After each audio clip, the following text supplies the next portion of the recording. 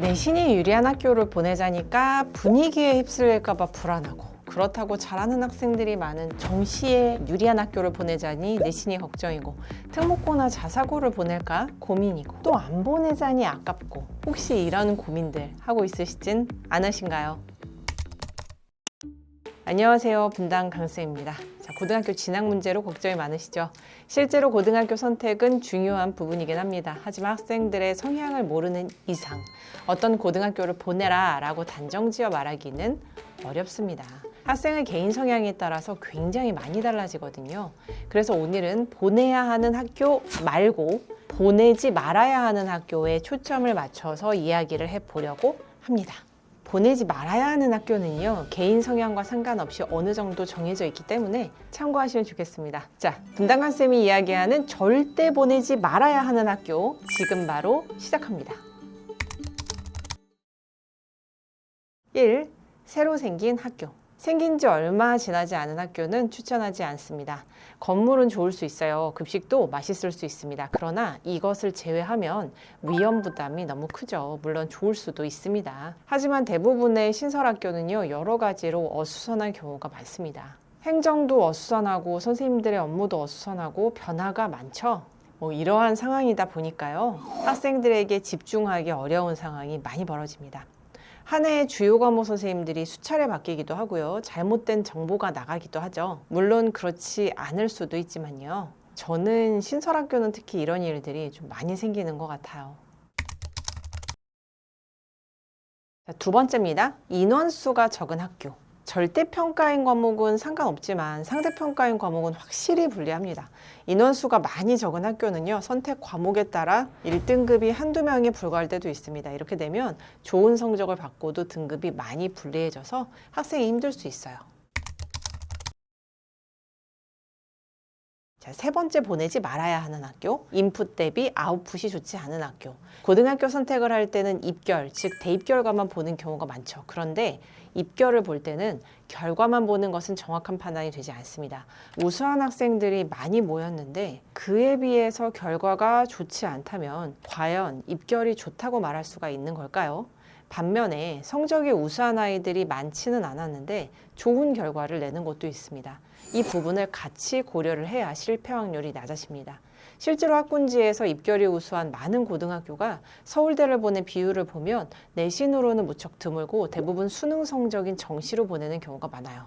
학교에서 무언가를 해주었다기보다는 우수한 학생들이 많으니까 스스로 따로 학습을 해서 알아서 대학을 가는 경우가 많은 것이죠. 그리고 이런 학교들은 재수생의 비율이 무척 높아서 한 해에 60-70% 학생이 재수나 반수를 하는 경우도 있어요. 이것에 대해서도 미리 생각하고 정확한 판단을 하는 것이 좋습니다. 네 번째, 먼 거리의 학교. 고등학교는요, 체력과의 싸움도 중요한 요소입니다. 매일 아침 교복을 입고 제한된 공간 안에서 하루를 보내는 것은 사실 이 자체로 쉬운 일은 아니에요. 경험상 최상위권 학생 중에 상당수의 학생들이 학교에 머무르는 시간을 최소화하고 환경을 한 번은 바꾸어주는 방식을 택하고 있습니다. 그만큼 학교는 많은 학생들이 제한된 공간에서 짜여진 일정을 보내기 때문에 그 자체로 피로도가 높아지고 에너지가 많이 소모되는 곳이기도 합니다. 여기에 통학 시간까지 길어지면 이런 피로도는 한층 더 높아지겠죠. 특별한 이유가 있는 것이 아니라면 가급적이면 가까운 거리의 학교를 선택하여 통학에 부담이 없도록 하는 것이 좋겠습니다. 자, 이렇게 네 가지의 학교는요, 공통적으로 제가 추천하지 않습니다. 선택에 도움이 되시도록 학생 유형별로도 조금 더 말씀을 드릴게요. 아이가 자유로운 영혼이라면 역사와 전통이 있는 사립학교는 다시 생각해 보세요. 악의가 있는 게 아니라 원래 아이가 눈치가 조금 떨어지고 해맑은 경우가 있어요. 수업 시간에 선생님들이 막 말하시는 걸 막 끊고 질문도 막 하고요. 이런 학생들은 나이가 많은 선생님들이 오래 계신 사립학교는 사실 보내지 않는 게 좋습니다.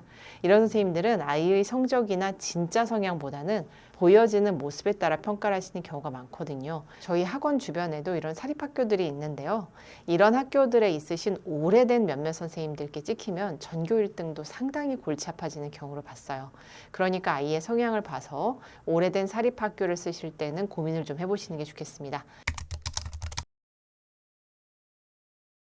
성실하지만 선행을 많이 하지 않은 학생은 수능 중심 학교는 보내지 마세요. 이런 학생들은 가급적 내신 유리한 학교를 보내는 것이 좋습니다. 수능 중심의 학교는 일반적으로 내신이 많이 불리한 학교들일 수 있어요. 고등을 올라가서 아무리 공부를 해도 성적이 오르지 않는다면 학생이 많이 좌절할 수가 있습니다. 공부한 만큼 성적이 나오는 학교가 있고 이미 어느 정도 실력이 완성된 학생이 가는 학교가 있어요. 어느 정도 실력이 완성된 학생들이 많이 가는 학교는 선생님이 수업을 하실 때 기본적인 내용은 다르지 않는 경우도 있기 때문에 따라가기가 많이 버거울 수 있어요. 같은 이유로 이런 학생들은 자사고나 특목고는 가지 않는 것이 좋습니다.